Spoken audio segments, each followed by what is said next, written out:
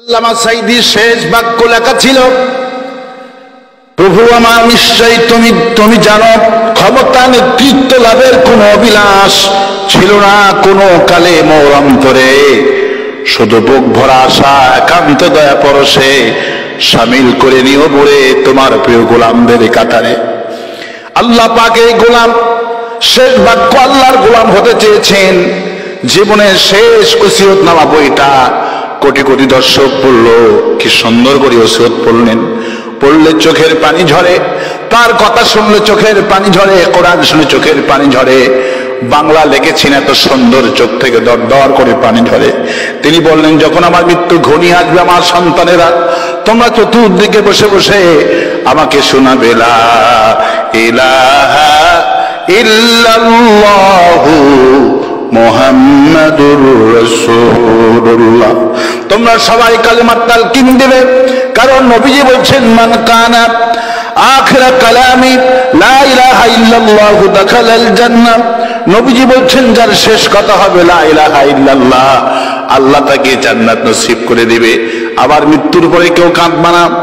আমার মৃত্যুর পরে আমার পোশাকগুলি, তোমাদের পছন্দনীয় পোশাক যেগুলি, সেগুলি রেখে অবশিষ্ট আমার মহব্বতের লোকদেরকে আমার জামা কাপড়গুলি দান করে দিও।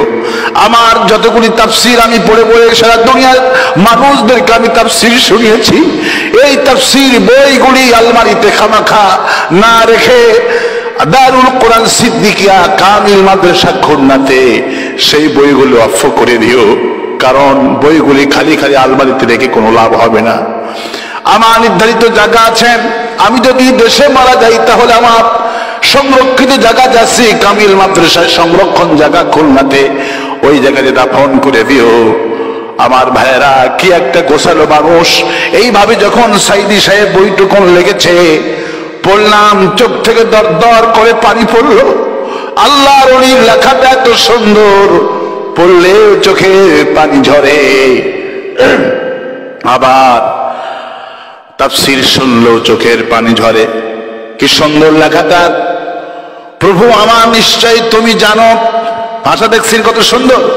প্রভু আমার নিশ্চয়ই তুমি জানো, ক্ষমতা নেতৃত্ব লাভের কোনো অভিলাষ ছিল না কোনো কালে মোর অন্তরে, শুধু বুক ভরা আশা একান্ত দয়া পরশে শামিল করে নিও মোরে তোমার প্রিয় গোলামদের কাতারে।